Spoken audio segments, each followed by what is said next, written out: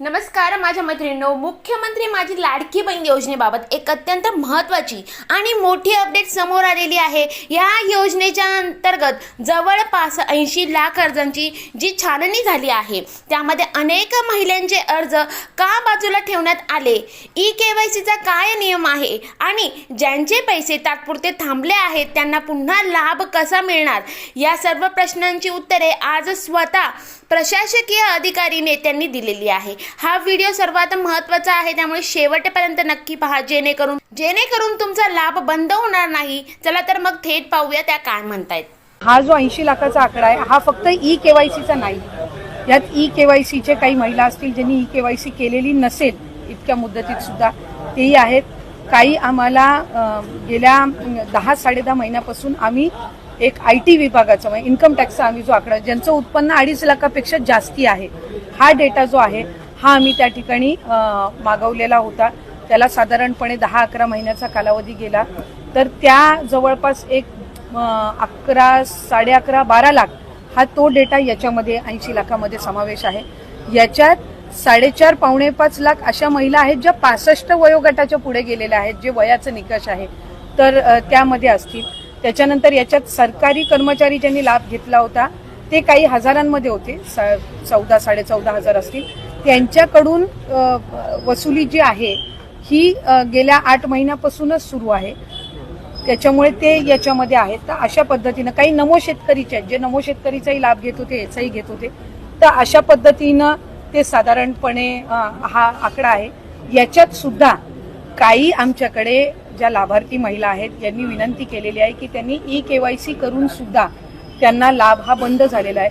आम्ही त्याची फेर तपासणी करत आहोत, जेणेकरून कुठलीही महिला जिने ई-केवायसी केलेली असेल ती लाभापासून वंचित राहता कामा नये।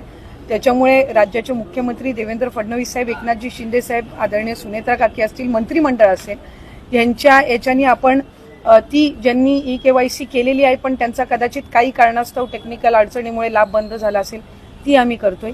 काही अशा आहेत ज्यांनी संजय गांधी निराधार योजना आणि लाडकी बहीण योजना ह्या दोन्हीमधून जे लाभ घेत होते ते छाननीमध्ये कट झालेले आहेत, पण त्यांना दोन्हीपैकी एका योजनेचा कंपल्सरी लाभ हा आपण देणारच आहोत।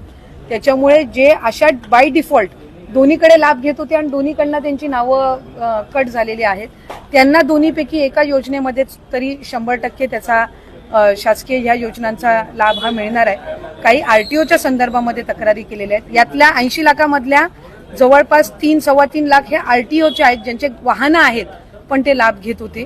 हा एक 6-8 महिन्यापासून डेटा मिळालेला आहे, असा कन्सॉलिडेट करून आहे।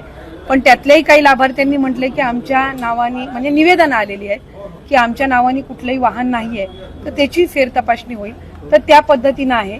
आणि साधारणपणे ज्यांनी ई-केवायसी चुकवलेली होती त्यांना 30 एप्रिलपर्यंतची मुदत ही देण्यात आलेली होती दुरुस्ती करण्याची, त्यामुळे असं आहे।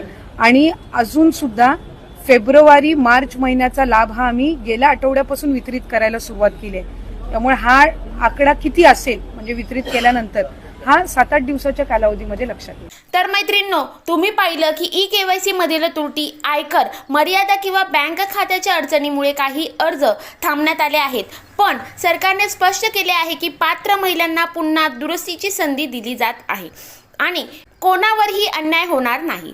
तुम्हाला या योजनेचे पैसे नियमित मिळत आहे का किंवा फॉर्ममध्ये काही अडचण आली आहे का, आम्हाला खाली कमेंट करून नक्की सांगा। हा व्हिडिओ तुमच्या इतर मैत्रिणीसोबत आणि नातेवाईकांसोबत शेअर करायला विसरू नका। अशाच नवनवीन माहितीसाठी आपल्या शासकीय योजना या चॅनलला सबस्क्राईब नक्की करा। धन्यवाद। जय हिंद, जय महाराष्ट्र।